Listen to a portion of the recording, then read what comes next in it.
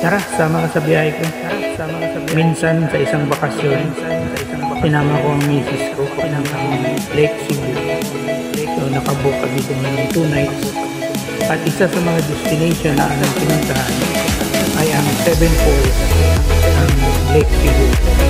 So yung makikita nyo sa picture, makikita nyo sa video nyo, ay ang view kung saan makikita ang isa sa mga kaakit-akit at nakakalanding waterfalls ng Lake Cebu. So bumaba kami mula doon sa babaan ng tricycle kasi hindi na siya makakababa.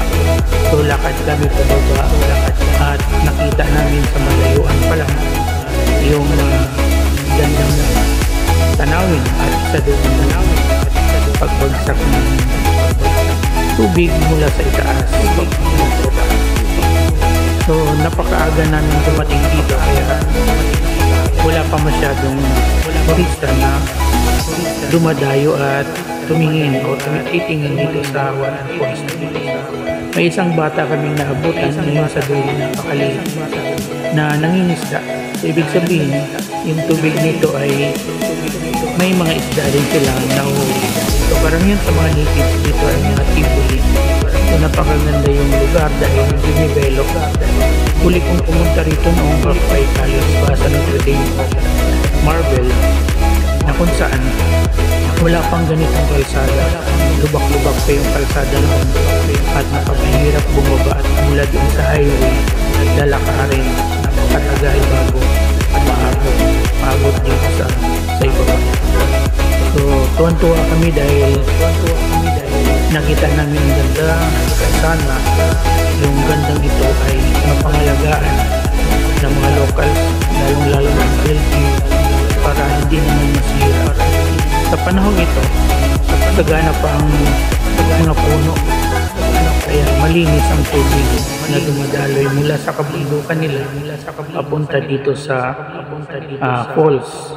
Kaya sana balang araw at makapasyal kayo dito, makikita nyo pa rin ang sariwang tubig, preskong hangin at malalago pa ang mga puno sa paligid.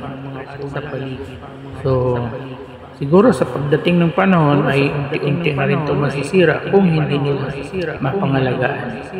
Sana sa mga environmentalist ay magsusulong din kayo ng mga lalo na ang local government na sana hindi madumihan yung mga basurang dinadala ng mga turista. Sana hindi iiwan dito at matatambak lang sa gilid ng tubig na ito. Sana pag magbakasyon kayo or pumasyal kayo dito, iuwi nyo rin yung mga basura na dinala ninyo para hindi naman masira ang kalikasan. So sa biyaheng ito, isa ito sa mga dinarayo o dinayo namin dahil bihira lang makakarating dito kung hindi mo sasadyain at may enjoy mo ang nature. Kaya yan, enjoy kami at isa yan sa mga unang pinuntahan namin.